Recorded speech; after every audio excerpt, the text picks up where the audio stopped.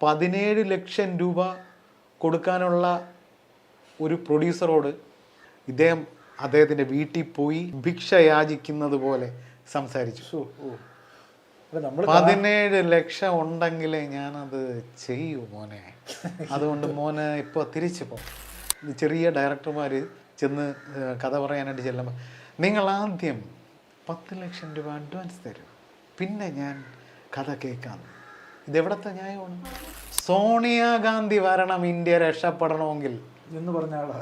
എൻ്റെ ഈ കാത് കൊണ്ട് ഞാൻ കേട്ടു, ഈ കണ്ണുകൊണ്ട് ഞാൻ അത് കഴിഞ്ഞ് ഞാൻ കാണുന്നത് കറാൽക്കടയിൽ നിന്ന് നല്ല ഉഗ്രൻ നേരിയത് മാഞ്ച് അദ്ദേഹത്തിൻ്റെ ദേഹത്ത് കൊണ്ട് അണിയിച്ചിട്ട് മോദിജി എനിക്ക് അങ്ങ് മെമ്പർഷിപ്പ് തരണം കൊടുത്തു. സുരേഷ് ഗോപിയെയാണ് മിഴികൾ സാക്ഷി സിനിമയിൽ സുരേഷ് ഗോപിയാണ് സംവിധായകനും പ്രൊഡ്യൂസറും ഒക്കെ ഉദ്ദേശിച്ചത്.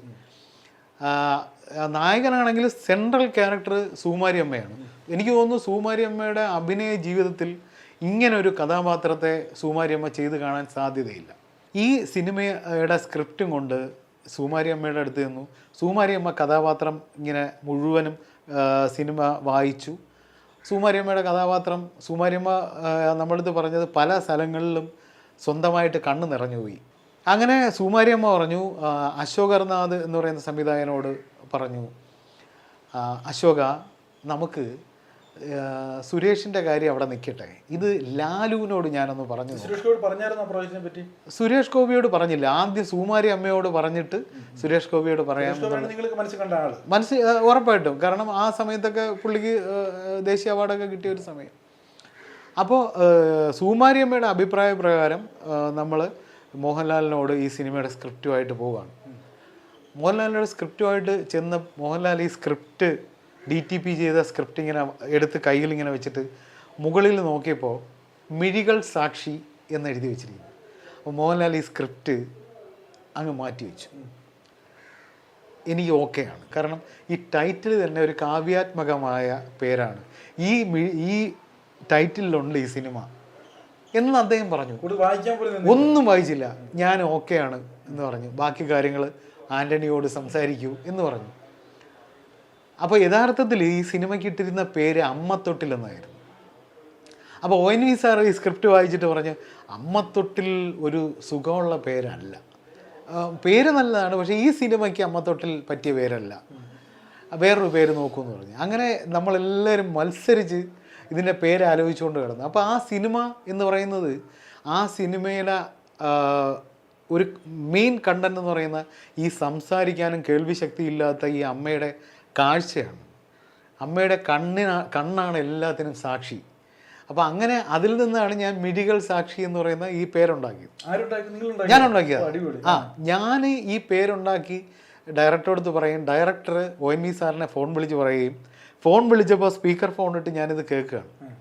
അപ്പോൾ ONV സാറ് ഈ കുഞ്ഞുങ്ങൾക്ക് പേരിടൂലേ, മിഴികൾ സാക്ഷി, മിഴികൾ സാക്ഷി, അങ്ങനെ 3 തവണ പേര് ചൊല്ലിയത് ഞാൻ കേട്ടോണ്ടിരിക്കുകയാണ്. സത്യമായിട്ട് എനിക്കിപ്പോഴും അത് കാണാൻ പറ്റുമെന്ന് അറിയൂടാ.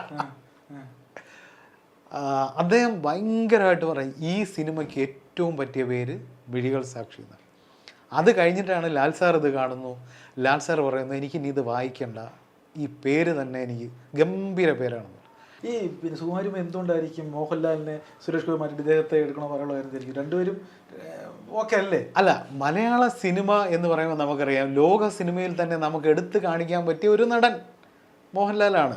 ഇപ്പോൾ സുരേഷ് ഗോപിയെ നമ്മൾ കുറച്ച് കാണുകയല്ല, അദ്ദേഹമായിട്ട് ഞാൻ വർക്ക് ചെയ്ത വെൻശങ്ക് പോൽ എന്ന് പറയുന്ന സിനിമയിൽ ഞാൻ അസോസിയേറ്റ് ഡയറക്ടറായിട്ട് ഞാൻ പ്രോമിറ്റ് ചെയ്തുകൊണ്ടിരുന്ന എനിക്ക് പ്രോമിറ്റ് ചെയ്യാൻ പറ്റാതെ ശബ്ദം ഇടറി എൻ്റെ കണ്ണ് നിറഞ്ഞ് ഡയറക്ടർ എന്നെ നോക്കുന്നു, ക്യാമറമാനും എന്നെ നോക്കുന്നു. ഞാൻ അദ്ദേഹത്തിൻ്റെ അഭിനയം ശ്രദ്ധിച്ചുകൊണ്ടിരിക്കുകയാണ്. ഒരു ക്യാൻസർ പേഷ്യൻ്റായ വാർ ഫ്രണ്ട് ജേർണലിസ്റ്റായിട്ട് അഭിനയിച്ച എനിക്ക് തോന്നുന്നു സുരേഷ് ഗോപിക്ക് കളിയാട്ടം എന്ന് പറയുന്ന സിനിമയേക്കാൾ നാഷണൽ അവാർഡിന് അദ്ദേഹത്തെ തിരഞ്ഞെടുക്കാൻ പറ്റിയൊരു പടമായിരുന്നു വെൻശങ്ക് പോൽ എന്ന് പറയുന്ന സിനിമ. അത്രയ്ക്ക് ഗംഭീരമായിട്ട് അഭിനയിച്ച പടമാണ്. പക്ഷേ എനിക്ക് തോന്നുന്നു സുകുമാരി അമ്മയുടെ സിനിമാ ജീവിതത്തിൽ അവർ കണ്ടും മനസ്സിലാക്കിയതുമായിട്ടുള്ള ഒരു എക്സ്പീരിയൻസ് വെച്ച് ഈ കഥാപാത്രം മോഹൻലാൽ ചെയ്താൽ നന്നായിരിക്കും കാരണം നമ്മളിപ്പോൾ ഞാനോ സംവിധായകനോ അശോകനാഥോ കണ്ടിട്ടുള്ള കഥാപാത്രങ്ങളും സിനിമയല്ലല്ലോ സുകുമാരിയമ്മ കണ്ടിട്ടുള്ളത്. അവർ ഇത്രയും വർഷമായിട്ട് സുകുമാരിയമ്മയുടെ സജഷൻ നമ്മൾ കറക്റ്റ് ആയിരുന്നു. മാത്രമല്ല അദ്ദേഹത്തിന് സഹകരണം ഒരുപാട്.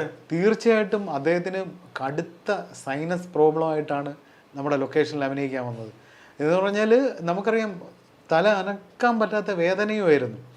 അദ്ദേഹം 2 ദിവസം എന്ന് പറഞ്ഞ് 3 ദിവസം എങ്കിലും കൊണ്ട് നിങ്ങളിത് എടുത്ത് തീർക്കണം എന്ന് പറഞ്ഞ് അദ്ദേഹം 4 ദിവസം ആ സിനിമയ്ക്ക് വേണ്ടി ചിലവഴിക്കുന്നു. മാത്രമല്ല ആ സിനിമയുടെ മൊത്തം ഡബ് ചെയ്യാൻ വന്നപ്പോൾ ആ ഭാഗങ്ങളൊക്കെ കണ്ടിട്ട് അന്ന് അദ്ദേഹം പറഞ്ഞ പ്രതിഫലത്തിൽ നിന്ന് 5 ലക്ഷം രൂപ തിരിച്ച് പ്രൊഡ്യൂസറിന് കൊടുത്തു. അപ്പോൾ ഞാൻ കേട്ടിട്ടുണ്ട് ഈ ഇന്ത്യൻ സിനിമയിൽ രജനീകാന്ത്, നസീർ സാറിനൊക്കെ ഉള്ള സ്വഭാവം ഇദ്ദേഹത്തിനുമുണ്ട്. കാരണം സിനിമ പരാജയപ്പെടുകയാണെങ്കിൽ ആ പ്രൊഡ്യൂസറെ ഒരു കൈത്താങ്ങ് സഹായം ചെയ്യാനായിട്ട് അധികം നടന്മാർ മുമ്പോട്ട് വരില്ല. ഞാൻ തുറന്നു പറയാൻ ആഗ്രഹിക്കുന്നു എന്ന് പറഞ്ഞാൽ എന്നാലും ഞാൻ പറഞ്ഞു പോവും. ഈ നമ്മുടെ സുരേഷ് ഗോപി എന്ന് പറയുന്ന നടനൊക്കെ ഇത്രയും ദാനധർമ്മിഷ്ഠനാണ്, വാരിക്കോരി കൊടുക്കുന്നവനാണെന്നൊക്കെ പറഞ്ഞിട്ട് സിനിമയിൽ നിൽക്കുന്ന ആളാണ്. ഒരു സിനിമയിലുള്ള ഒരു ചെറിയ എളിയ പ്രവർത്തകൻ എന്നുള്ള അല്ലെങ്കിൽ എനിക്ക് പറയാനുള്ളത് ഒരൊറ്റ പ്രൊഡ്യൂസറെ, ഏതെങ്കിലും ഒരു പ്രൊഡ്യൂസറെ പുള്ളി സഹായിച്ചിട്ടുണ്ട്. സാമ്പത്തികമായിട്ട് പുള്ളി പൈസ വാങ്ങാതെ 17 ലക്ഷം രൂപ കൊടുക്കാനുള്ള ഒരു പ്രൊഡ്യൂസറോട് എനിക്ക് നേരിട്ട് അറിയാന്നുള്ളതാണ്. ആ പൈസ കൊണ്ടുവന്നല്ലാതെ ഞാൻ ഈ സിനിമ ഡബ് ചെയ്ത് തരില്ല. അങ്ങേരുടെ കിടപ്പാടം എഴുതി വിറ്റ് അയാൾ പൈസ കൊടുത്തിട്ടുണ്ട്. കിടപ്പാടം എഴുതി വിറ്റ് ഈ 17 ലക്ഷം രൂപ കൊണ്ട് കൊടുത്തതിന് ശേഷം അദ്ദേഹം പോയി ഞാൻ പറയില്ലേ പടം റിലീസ് ചെയ്തു. അതിന്റെ പേര് ഞാൻ പറഞ്ഞാൽ എല്ലാവർക്കും പ്രൊഡ്യൂസറെ ബാക്കി എല്ലാവരും അറിയാം. പടം പിന്നെ അതാണ് പുള്ളിക്കറിയല്ലോ. ഇപ്പോൾ നമുക്ക് സിനിമയിൽ വർക്ക് ചെയ്യുന്ന ഒരു നടനോ സംവിധായകനോ അറിയാം ഈ സിനിമ ഏത് റേഞ്ചിൽ പോകും. എല്ലാ സംവിധായകൻ്റെ ആഗ്രഹമായിരിക്കും സിനിമ വിജയിക്കണമെന്നുള്ളത്, സാമ്പത്തിക ലാഭം ഉണ്ടാകണമെന്നുള്ളത്. പക്ഷേ നടന്മാർ അങ്ങനെ എല്ലാവരും അങ്ങനെ വിചാരിക്കണമെന്നില്ല. നമ്മുടെ പൈസ വാങ്ങുക, നമ്മളടുത്ത സിനിമയിലേക്ക് പോവുക. ഇദ്ദേഹം എനിക്ക് നേരിട്ട് അറിയാമെന്നുള്ളത് 17 ലക്ഷം രൂപയുടെ കുറവുണ്ടായിരുന്നു. പ്രൊഡ്യൂസറുടെ കയ്യിൽ നയ പൈസ ഇല്ല. എന്നാൽ ഒരു ബിഗ് ഷോട്ടോ അല്ലെങ്കിൽ ഒരു ഫിനാൻഷ്യലി സൗണ്ടായിട്ടുള്ള ഒരു പ്രൊഡ്യൂസറേ അല്ല, ഒരു സാധാ മനുഷ്യൻ സിനിമയോടുള്ള ഇഷ്ടവും സ്നേഹവും കൊണ്ട് വന്ന് അദ്ദേഹം എടുക്കാൻ വന്ന് പുള്ളി വിചാരിച്ചത്ര സംഭവം കയ്യിൽ നിന്നില്ല. സിനിമ അങ്ങനെയാണ്. പക്ഷേ അദ്ദേഹത്തിൻ്റെ വീട്ടിൽ പോയി ഭിക്ഷ യാചിക്കുന്നത് പോലെ സംസാരിച്ചു. 17 ലക്ഷം ഉണ്ടെങ്കിലേ ഞാനത് ചെയ്യൂ മോനെ, അതുകൊണ്ട് മോനെ ഇപ്പോൾ തിരിച്ചു പോ. പറ്റില്ല, നിങ്ങൾ വിചാരിക്കും പോലെ അല്ല സിനിമ. പിന്നെ ഒരു ഇടക്കാലത്ത് ചെറിയ ഡയറക്ടർമാർ ചെന്ന് കഥ പറയാനായിട്ട് ചെല്ലുമ്പോൾ നിങ്ങൾ ആദ്യം 10 ലക്ഷം രൂപ അഡ്വാൻസ് തരും, പിന്നെ ഞാൻ കഥ കേൾക്കാം. ഇതെവിടത്തെ ന്യായമാണ്? അല്ല, നമ്മളൊരു കാര്യം ആലോചിച്ച് നോക്കുക. ഇത് കലയോട്, ഒരു മനുഷ്യനോട്, ഒരു ഫീൽഡിനോട്, സിനിമാ ഫീൽഡിനോട്, ഇദ്ദേഹം സിനിമാ ഫീൽഡിൽ വന്ന സമയത്ത് സ്വന്തം ശബ്ദം പോലും ഉപയോഗിക്കാൻ ഡയറക്ടർ സമ്മതിച്ചിട്ടില്ല. അന്നൊക്കെ വേറെ ഡബ്ബിങ് ആർട്ടിസ്റ്റിലാണ് ഡബ് ചെയ്തുകൊണ്ടിരുന്നത്. അന്ന് സുരേഷ് ഗോപി ഇദ്ദേഹത്തിൻ്റെ സൗണ്ട് എന്ന് പറയുന്നത് നമ്മളിപ്പോൾ ഒരു ഇടക്കാലത്ത് ആൾക്കാർ പിന്നെ മിമിക്രി ആർട്ടിസ്റ്റുകൾ തമാശയ്ക്ക് സ്റ്റേജിൽ ചെയ്യുമായിരുന്നു. എന്തുണ്ടായിരുന്നു, ഈ ഒരു ശബ്ദമായിരുന്നു പുള്ളി സിനിമയിൽ വരുമ്പോൾ. അവസാനം പുള്ളി ഈ പറയും പോലെ നല്ല സെറ്റപ്പ് ആക്കി പ്രത്യേക ഒരു മോഡുലേഷനൊക്കെ ഉണ്ട്. അദ്ദേഹം 101% മികച്ച അഭിനേതാവാണ്, നടനാണ്, എല്ലാം ശരിയാണ്. പക്ഷേ നമ്മൾ ഈ കാണുന്നതൊന്നും അതാണ് പുള്ളി. ഞാനൊന്ന് ചോദിക്കട്ടെ, ഈ പബ്ലിസിറ്റി, നമ്മൾ ലാൽ സാറിൻ്റെ കാര്യം പറഞ്ഞു. ഒരു പക്ഷേ എനിക്കോ താങ്കൾക്കോ അറിയാൻ പാടില്ലാത്ത, ചെന്നൈയിൽ ഇപ്പോൾ മെയിൻ സ്ട്രീമിലില്ലാത്ത ജരാനരകൾ ബാധിച്ച ഒരു 200-300 നടന്മാർക്ക് മാസം ഒരു നിശ്ചിത തുക വെച്ച് അദ്ദേഹം കൊടുക്കുന്നുണ്ട്. പുറത്ത് പറയാൻ സമ്മതിക്കില്ല. എത്രയോ നടന്മാരുടെ മക്കൾക്ക് ജൂനിയർ ആർട്ടിസ്റ്റായിട്ട് ചെന്നൈയിൽ വലിയ മോഹങ്ങളുമായിട്ട് ചെന്നൈയിലെത്തി 5 രൂപയുടെ ബിസ്ക്കറ്റും പൈപ്പ് വെള്ളവും കുടിച്ച് ചെറിയ ചെറിയ വേഷങ്ങൾ കിട്ടാതാവുമ്പോൾ ആൾക്കൂട്ടത്തിലൊക്കെ നിന്ന് 100-150 രൂപയും പ്രതിഫലം വാങ്ങി വീട്ടിൽ പോകുന്ന ആൾക്കാരുടെ മക്കൾ ചിലപ്പോൾ സ്കൂളിൽ മികച്ച വിദ്യാർത്ഥിയാവും. ഇവരുടെ കയ്യിൽ പഠിപ്പിക്കാനോ പ്രൊഫഷണൽ കോഴ്സിന് അയക്കാനോ പൈസയില്ല. ആരെങ്കിലും പറഞ്ഞു കൊടുക്കും, ഇന്ന ആളിനെ പോയി കാണൂ, മോഹൻലാലിനെ പോയി കാണൂ. അദ്ദേഹത്തെ പോയി കണ്ട ഒരൊറ്റ ആളിനെ മടക്കി വിട്ടിട്ടില്ല. ഇന്ന് ചെന്നൈ നഗരത്തിലുള്ള എത്രയോ എൻജിനീയർമാരും ഡോക്ടർമാരും ഒക്കെ പഠിച്ചത് ഇദ്ദേഹത്തിൻ്റെ പൈസ കൊണ്ടാണ്.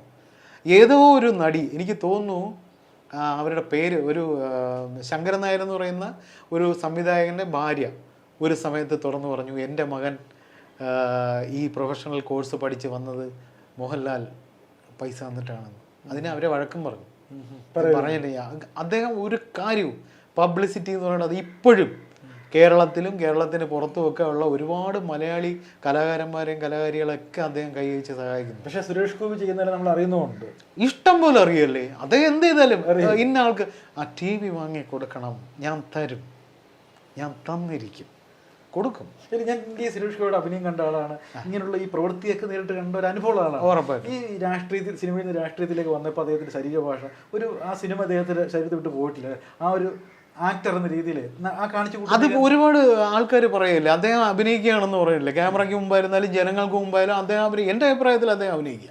കാരണം എന്താ പറയുക, എൻ്റെ അടുത്തിരുന്ന് ഒരു സിനിമയുടെ ലൊക്കേഷനിൽ അദ്ദേഹം എൻ്റെ അടുത്തിരുന്ന്, ഞാൻ സാക്ഷിയായി അദ്ദേഹം എൻ്റെ അടുത്തിരുന്ന് പറഞ്ഞൊരു വാക്കുണ്ട്, സോണിയാഗാന്ധി വരണം, ഇന്ത്യ രക്ഷപ്പെടണമെങ്കിൽ എന്ന് പറഞ്ഞ ആളാ. എൻ്റെ ഈ കാതുകൊണ്ട് ഞാൻ കേട്ടു, ഈ കണ്ണുകൊണ്ട് ഞാൻ അത് കഴിഞ്ഞ് ഞാൻ കാണുന്നത് കറാൽക്കടയിൽ നിന്ന് നല്ല ഉഗ്രൻ നേരിയത് മാഞ്ച് അദ്ദേഹത്തിൻ്റെ ദേഹത്ത് കൊണ്ട് അണിയിച്ചിട്ട്, മോദിജി എനിക്ക് അങ്ങ് മെമ്പർഷിപ്പ് തരണം, കൊടുത്തു. അതാണ് ഞാൻ ആ ഭാഗത്തോട്ടൊന്നും കടക്കുന്നില്ല. പക്ഷേ സംഭവം ഇതാണ്, അദ്ദേഹം ഒരു സിനിമാക്കാരനെ കരയിച്ച ആ കണ്ണുനീര് വീഴുന്നതിന് സാക്ഷിയാണ് ഞാൻ.